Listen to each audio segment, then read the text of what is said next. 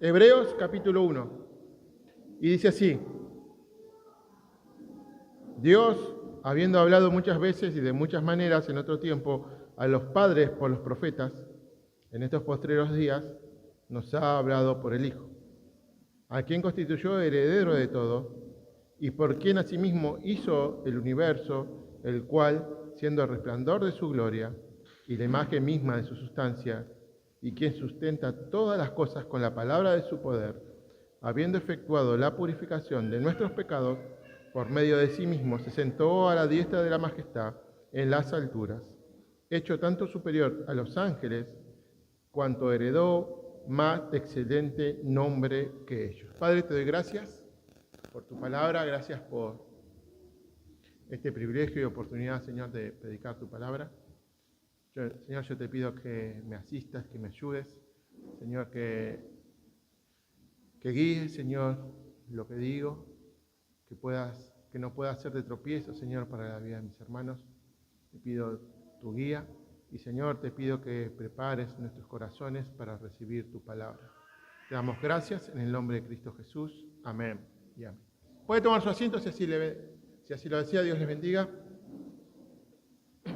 Y continuamos con este libro, los Hebreos. La última vez habíamos comenzado con una introducción. Recuerda que leímos estos versículos, pero no entramos a estos versículos, sino que hice una introducción de la carta para poder entender un poco el contexto y de lo que el autor nos quería comunicar. Hoy comenzamos con estos versículos. El título del sermón se va comprendiendo la supremacía de Cristo. Obviamente a través de estos versículos el autor quiere llevarnos a reflexionar sobre la supremacía de Cristo, su papel como revelador de la voluntad de Dios. El autor está exhortando a su audiencia, pero también a nosotros a través de esta carta, de este libro, ¿no? A no rendirnos, a ser perseverantes en nuestro camino como creyentes. Y la razón que él va a dar, la base que él va a dar para no rendirnos, para continuar nuestra carrera, es la supremacía de Cristo. Cristo es suficiente. Por eso arranca el versículo 1 diciendo: Dios, habiendo hablado muchas veces y de muchas maneras en otro tiempo a los padres por los profetas, en estos postreros días nos ha hablado por el Hijo. Lo interesante de esta carta, algunos creen que no es una carta, ¿sabía? No le hablé la otra vez, algunos creen que es un sermón. Y una de las razones es la introducción de la carta.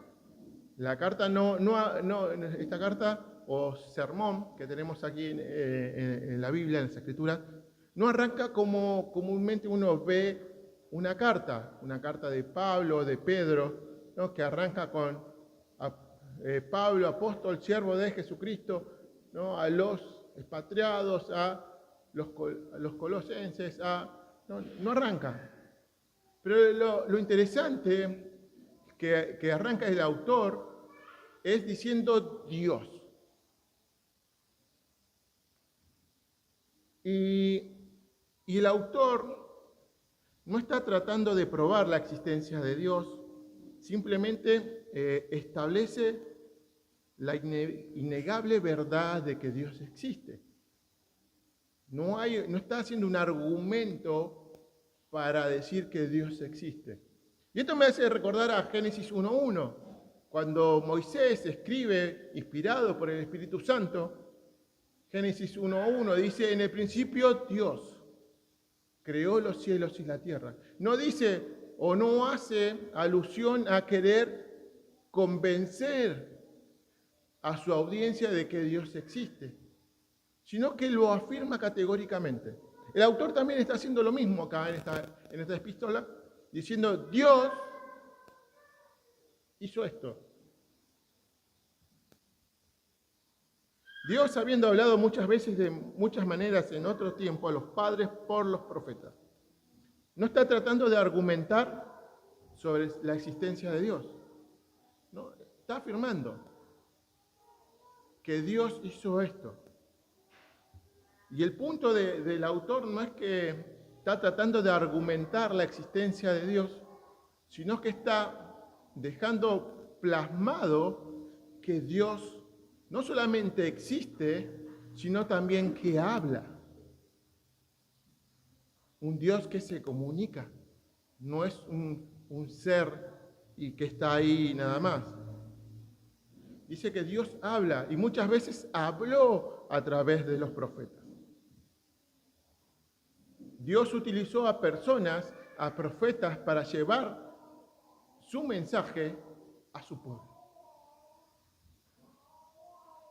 Y así uno ve las Escrituras, entramos en el Antiguo Testamento y podemos ver que Moisés, Dios habló a Moisés a través de una zarza.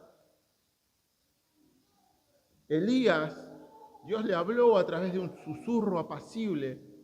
¿Se acuerdan? Estaba ahí en la cueva, temeroso, dice que había un trueno y Dios no estaba ahí, pero sí estaba en ese susurro apacible. También lo vemos en Isaías, que Dios le habla a través de esa visión celestial, que ve al Señor sentado en su trono. Dice que Dios habló de muchas maneras a sus mensajeros llevando su mensaje, pero dice que eso fue en otro tiempo. Ahora Dios nos ha hablado, ya no nos habla a través de profetas, ¿no? Dice el versículo 2, en estos postreros días nos ha hablado por el Hijo. Y si usted presta atención, el Hijo tiene mayúscula, la H es mayúscula, ya que está hablando de Jesucristo, la segunda persona de la Trinidad. No está hablando de un ser humano común, está hablando del Dios encarnado. ¿Y qué son los postreros días? ¿Qué es lo que entendió su audiencia cuando el autor le escribe en los postreros días? Bueno, para el pueblo judío los postreros días ellos los entendían como el día que el Mesías finalmente vendría, ¿no? Ellos lo entendían así. ¿Y qué significa que el Mesías venga? ¿No? Ellos entendían que el Mesías iba a venir. Y dice que antes Dios estaba hablando a través de mensajeros, daba su mensaje, pero ahora está diciendo que lo habla por el Hijo. No es que el Hijo trajo su mensaje como los profetas, aunque sí el Hijo habló su mensaje.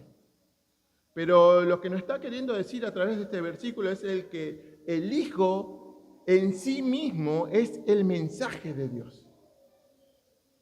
No solamente trajo el mensaje, Él es el mensaje de nuestro Dios. Pablo, Isaías, el rey David, Moisés, Daniel y todos los profetas que vemos que hablaron, que fueron inspirados por Dios, transmitieron la palabra de Dios. Pero Jesús no solamente transmitió el mensaje de Dios, sino que su vida misma era el mensaje. Él era el mensaje de Dios, el mensaje del Padre.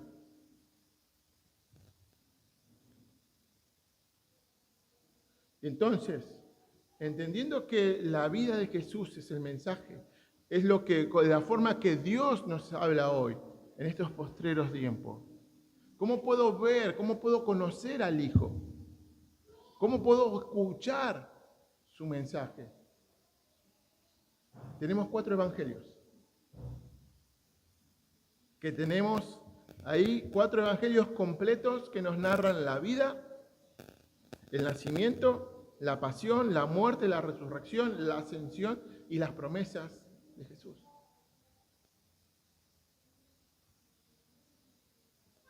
Y lo hace de una manera muy clara. Deja muy clara cada evangelio hablando de un aspecto de Jesucristo, del Mesías prometido en los evangelios. Y ahí es donde podemos conocer la voluntad de Dios, si humildemente venimos delante de su presencia. No como si fuera como un rito, como si fuera que estamos leyendo el horóscopo, porque no sé si ahora hay, pero hubo un tiempo que los hermanos que agarraban la Biblia, decían, a ver qué Dios me habla hoy, ¿no? Y no hacemos horóscopo de la Biblia, ¿no? Es otra forma de la forma que Dios nos habla, no es al azar, no es lo que me parece a mí, ¿no? Sino que es un trabajo. Porque a veces pensamos, abrimos la Biblia, marcamos, ¿no? Decimos, bueno, a ver qué me va a decir mi devocional hoy. No, es oración, adoración, tiempo de lectura, meditando en lo que me habla el Señor. ¿Qué es lo que quiere para mi vida? ¿Cómo quiere que viva mi vida? Es una dedicación de tiempo. No es simplemente leer el versículo, listo, 5 minutos, terminé y me fui. No, hay que dedicar tiempo. ¿No? Y hay que dedicar tiempo en conocerle a través de la lectura, de las escrituras, a través de la meditación. Cuanto más le conocemos, mejor le oímos la voz de Dios.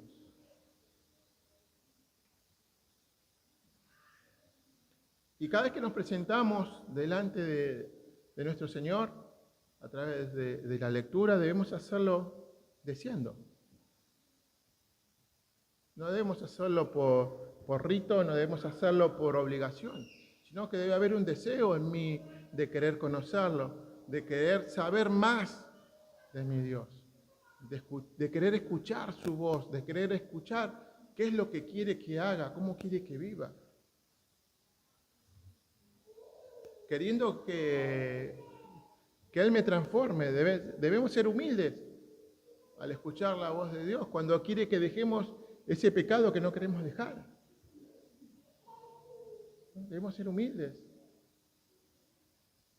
y luchar para obedecer a nuestro Dios.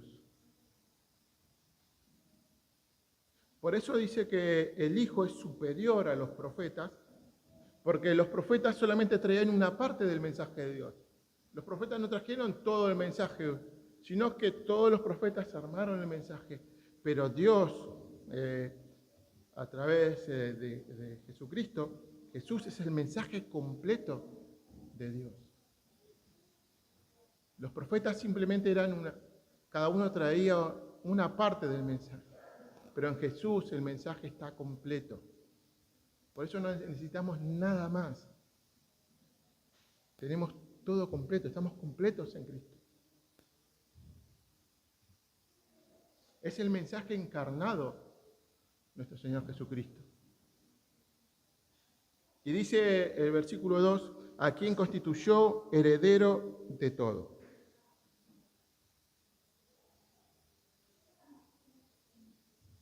Espere que me olvidé que lo tenía que seguir leyendo y lo saqué. Dice Hebreos, versículo 2 al 4, a quien constituyó heredero de todo y por quien asimismo hizo el universo, el cual, siendo el resplandor de su gloria y la imagen misma de su sustancia, y a quien sustenta todas las cosas con la palabra de su poder, habiendo efectuado la purificación de nuestros pecados, por medio de sí mismo se sentó a la diestra de la majestad en las alturas, hecho tanto superior a los ángeles, cuanto heredó más excelente nombre que ellos. Entonces, vemos que el Padre está hablando del Hijo. Y esto es algo que un hijo quizás no lo entienda, los padres sí lo van a entender. Generalmente los padres siempre somos de encontrar o ver los aspectos positivos de nuestros hijos. No siempre tratamos de mostrar aquellos aspectos positivos. Por ejemplo, uno lo ve a León, ¿no? Lo ve acá y dice, mirá León, qué bien que se porta, es un amor, ¿no? Y quizás los padres dicen que no. Y quizás los padres dicen, León es el chico más tranquilo, el nene más amoroso de todo. No, porque siempre buscamos el aspecto positivo, ¿no?, de nuestros hijos. Y es de una forma de lo que, como Dios está mostrando a Jesucristo a través de este pasaje. ¿No? Va a dar 7 características, va a dar 7 atributos, 7 aspectos de cómo el Padre menciona al Hijo, ¿no? Y que muestran que es superior a todos. Dice, Él fue constituido heredero. ¿De qué cosa? ¿De algo? ¿De un poco? Dice, de todo. Fue constituido de todo. Entonces el primer aspecto que vemos acá sobre Jesús es que Él es el heredero. Dios estableció que todas las cosas le pertenecen a Él. Él lo ha heredado todo. Todo es suyo. Aún aquellas personas que rechazan a Cristo le pertenecen a Él. No son parte de la familia de Dios, no son su pueblo, pero le pertenecen, son seres creados por Él.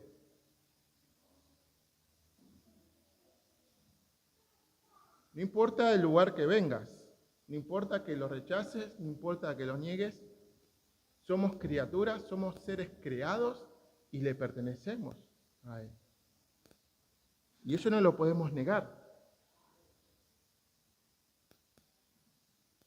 ¿No? Así que todos los que estamos acá, seas o no creyente, sabe que todos los que estamos acá no somos creyentes.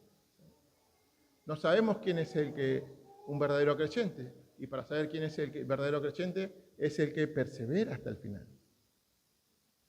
¿No? El que soporta, el que aguanta, el que persevera, dice las Escrituras, ese es salvo, ese pertenece a la familia de Dios. No el que viene un tiempo y se va, deja. ¿No? Y vemos eso, que todos somos su propiedad. Y cuando Él regrese, vamos a dar cuenta delante de Él. O sea, si no somos de su propiedad, si no somos su creación, ¿qué sentido tiene que demos cuenta de alguien que no tiene potestades sobre nosotros? Toda la creación va a rendir cuentas delante de nuestro Señor. Lo segundo que podemos encontrar, el segundo aspecto que vemos, es el creador del universo. Jesús es la causa de la creación. El Hijo de Dios no es un ser creado como los ángeles o como los humanos. Hay algunas herejías, hay algunos lugares falsos que niegan la deidad de Cristo. Dicen que es un ser superior, es un poco más que un ángel, pero no es Dios, no es el creador. Y acá el autor de Hebreos nos afirma que Él es Dios, ¿no? Él es el creador. Él nos creó y creó todo lo que existe.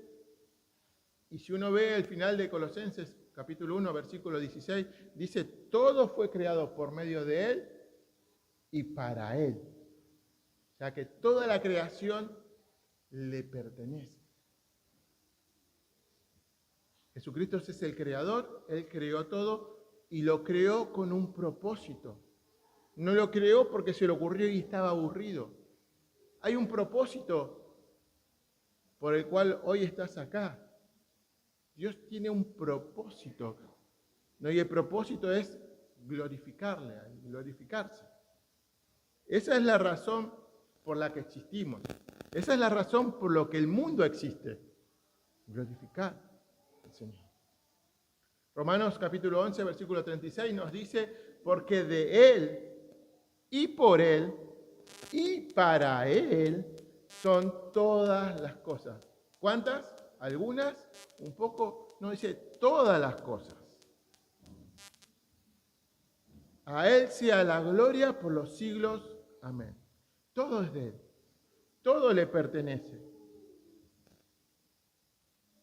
Si no estás viviendo una vida redimida completamente a Él, estás desperdiciando tu vida. Si tu vida no está entregada a Dios, no está entregada a nuestro Señor, es una vida perdida, porque Él merece nuestra adoración.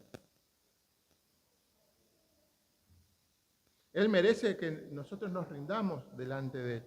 Él es nuestro creador. ¿No? Y la pregunta que debemos hacernos, entendiendo esta verdad, que Él es nuestro creador y que vamos a dar cuenta delante de Él, si el Señor viene hoy, si el Señor se presenta hoy delante de nosotros, ¿estamos preparados para darle cuenta de cómo vivimos nuestra vida? Si el Señor te llama a su presencia, ¿qué le vas a decir? ¿Estás preparado? Y si no estás preparado, ¿qué vas a hacer? Ahora que hay tiempo. Él es nuestro creador. Pero no solamente es heredero, no solamente es creador, dice el versículo de atrás, el 3, el cual siendo el resplandor de su gloria y la imagen misma de su sustancia. O sea, Él es revelador, Él está revelando la imagen de Dios. Jesucristo está revelando al hombre cómo es Dios desde el cielo. Él revela el carácter y la persona y la identidad del Padre. Nosotros, ¿cómo podemos saber cómo es Dios? Lo sabemos a través de Jesucristo. Dice que Él es el resplandor de su gloria. Y esto lo vimos en el seminario. La idea es, los rayos emanan una luz fuerte, ¿no? Y cuando uno ve el sol, cuando usted mira el sol y se lo permite, no está viendo el sol usted. ¿Sabía, no? Que cuando ve hacia el sol, no ve el sol. Usted solamente ve los rayos solares. Usted solamente ve el resplandor del sol. Porque no puede llegar a ver cómo es el sol, qué hay adentro. Usted solamente puede ver el reflejo. Y puede saber que es caluroso porque su reflejo irradia un calor. Pero no puede saber con ciencia cierta cuán caluroso es. Pero sí tiene una descripción de cómo es. Jesucristo es el resplandor. A través de Jesucristo nosotros podemos conocer la voluntad del Padre. A través de Jesucristo podemos conocer quién es el Padre. Jesucristo es el resplandor de su gloria. ¿No? Y esta analogía nos muestra que todo lo que hace Jesús nos lleva al Padre. Jesús hace visible al Padre que es invisible. Él hace visible a aquel que está sentado en el trono y que para nosotros es imposible ver. Y podemos conocerlo a través de Jesucristo, porque es la imagen misma de su sustancia. No es una emanación de quién es Dios, sino es la imagen misma. Ver a Jesucristo nos hace ver al Padre. Y esto es lo que pasa en los evangelios cuando Tomás está hablando con el Señor y le dice Tomás al Señor, muéstranos al Padre y nos basta. ¿Y Jesús qué le dice? El que me ha visto a mí, ha visto a mi Padre. Él es la imagen de su sustancia. Él es el resplandor de su gloria. La cuarta característica, o aspecto, como quieras, Él es sustentador. Él sustenta todo. Y esto nos muestra y echa por tierra aquella idea de que algunos creen que Dios solamente creó las cosas y no tiene control, las dejó a su suerte, que todo va y se mueve de acuerdo a la casualidad, a las circunstancias, y Dios no tiene el control, como que Dios se desentendió, sino que vemos que Él sostiene aquello que Él creó. ¿Y cómo lo sostiene? Por el poder, lo sostiene con la palabra de su poder. Nos dice el versículo 3, Él es quien sustenta todas las cosas. ¿Cuántas cosas sustenta? ¿Algunas? Todas. Todas las cosas con la palabra de su poder. Su voz es lo que hace que el universo esté en su lugar.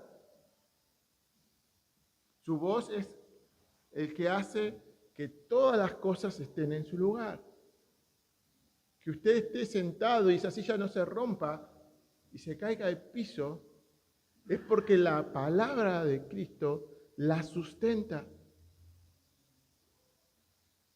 Que hoy estés sentado y estés escuchando este mensaje, es porque la palabra de Dios te ha sustentado, te ha traído hasta acá.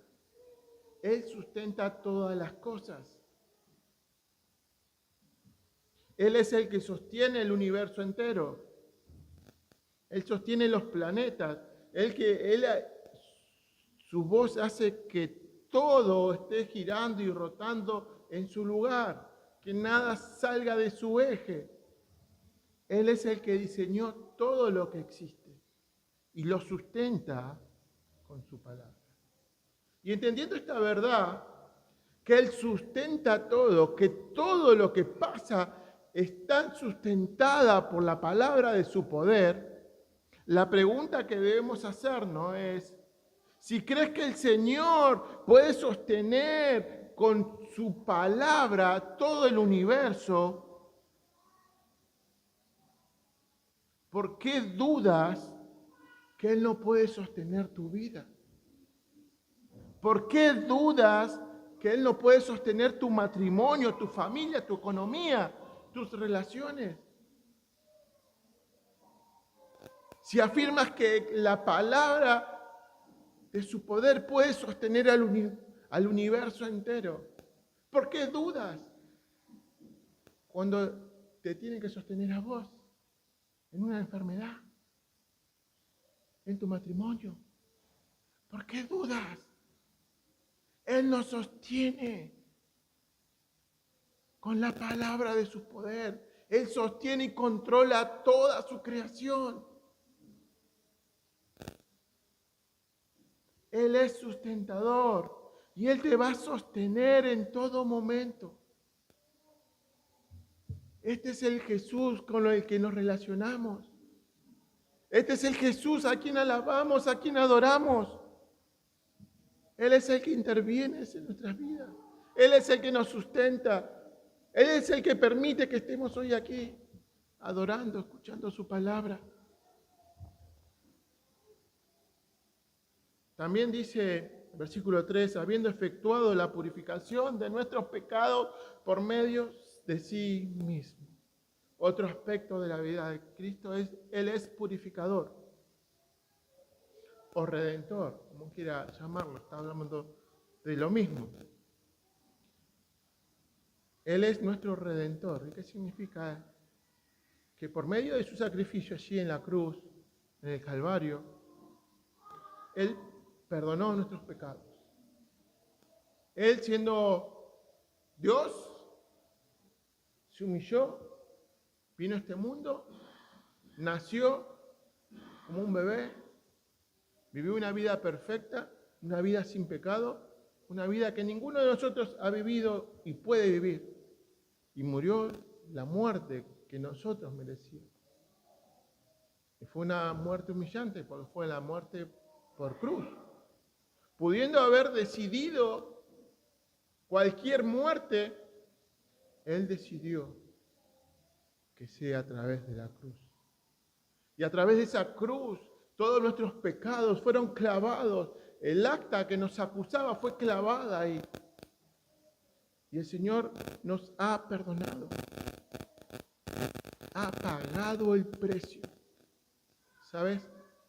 Que hoy estemos aquí, que somos parte de su familia, no fue gratis. Quizás a nosotros no nos costó nada, pero sí costó mucho. Costó la vida de Dios, Hijo. Imagínate. Dios dio su vida por vos, por mí, para que hoy podamos acercarnos a su trono. Él pudo perdonar nuestros pecados. Él nos sacó de la esclavitud del pecado que vivíamos. Y ahora ya no somos más esclavos del pecado. ¿Qué significa esto? Que hoy tenemos la potestad dada por Dios de decirle no al pecado, de rechazar el pecado. Porque ya no somos esclavos del pecado, somos esclavos de Jesucristo. Y tenemos esa autoridad dada por Él. Pero muchas veces nuestra concupiscencia, nuestros deseos, hace que no le obedezcamos.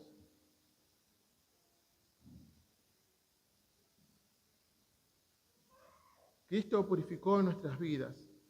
Ya no habita más el pecado en nosotros, o no debería habitar más el pecado en nosotros.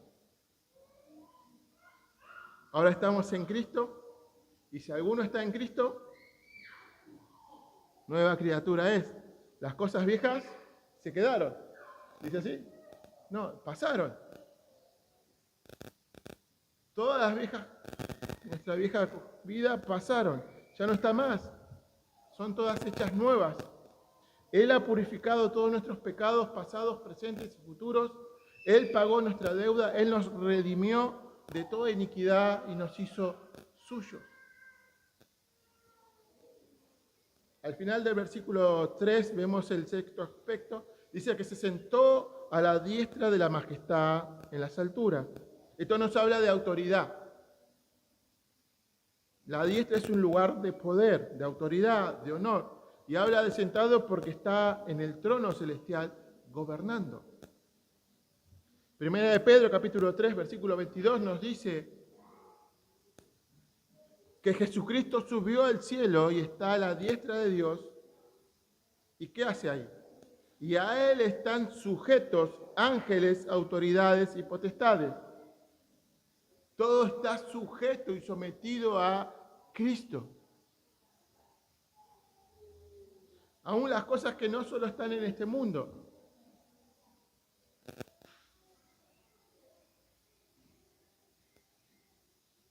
Todas las cosas se someten a Cristo, aún las espirituales. Todas están debajo de Él. ¿Y eso qué significa? ¿Qué tiene que ver con nosotros? Que todas las cosas están sometidas a sus pies. Eso debe llevar a darnos descanso. ¿Por qué? Porque aún lo que está sobre nosotros está por debajo de sus pies. Y podemos descansar en esa verdad gloriosa. Que no hay nada que esté por arriba de nuestro Señor. Él es el Señor. Él es soberano sobre cualquier situación, sobre cualquier circunstancia, sobre cualquier evento, sobre cualquier momento. Él está gobernando. Su reino es gobernado por Él. Él es soberano. Él es el que gobierna todo. Por eso está sentado a la diestra. Y la última característica, ya terminando, le invito a mis hermanos que puedan estar pasando. Versículo 4, vemos la superioridad de Jesucristo.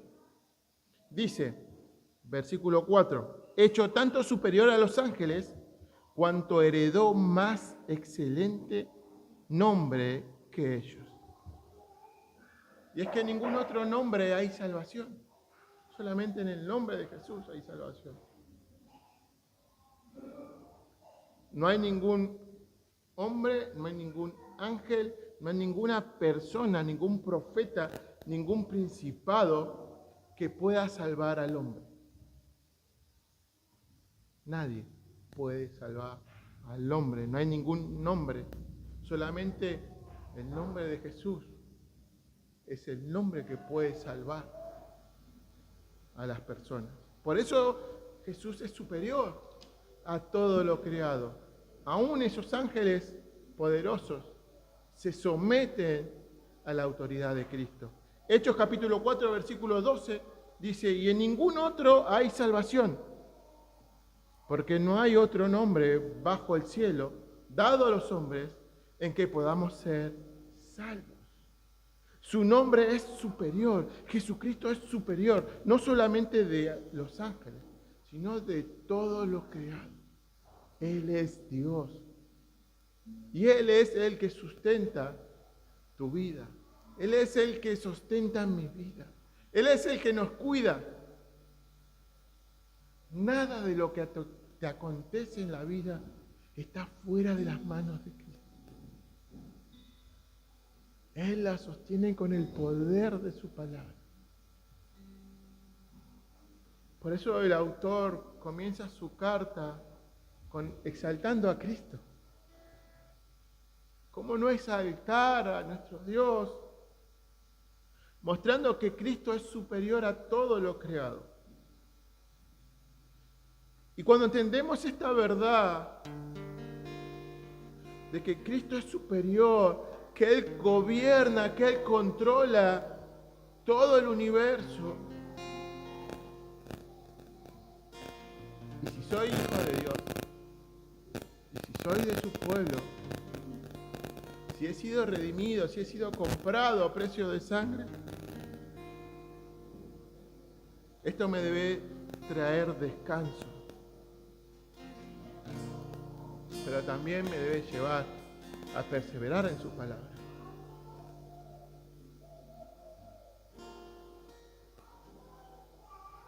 La pregunta que debemos hacernos en esta tarde-noche, entendiendo que Cristo es superior a todo, entendiendo que Cristo es soberano, que Cristo tiene el control, el poder, Él gobierna toda su creación. ¿Le has dado el primer lugar de tu corazón a Cristo? ¿Estás dejando que Cristo gobierne tu vida?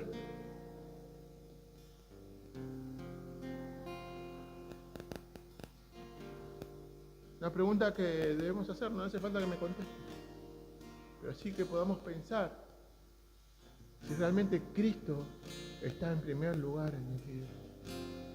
Y si no está en primer lugar, poder arrepentirnos y pedirle perdón al Señor. Pedirle que me perdone. Pedirle que cambie mi corazón.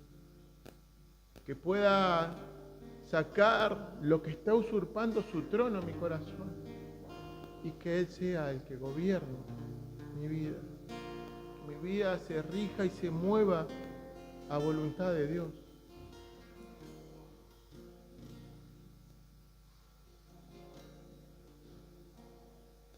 Quiero que pensemos en esto, entendiendo esta verdad, la supremacía de Cristo. Cristo no puede estar en segundo lugar, no puede estar compartiendo el trono de mi corazón. Porque, ¿sabes por qué? Porque si está así, si creemos que Cristo es mi copiloto, entonces no tienes a Cristo. Y si no tienes a Cristo, no tienes nada. Tu vida no tiene nada, está vacía. Por más que tengas todos los tesoros del mundo, tu vida está vacía. Tu vida no tiene sentido. Porque el sentido de tu vida es Cristo. Y si Cristo no está en tu vida, no tienes nada. En vano te esfuerzas.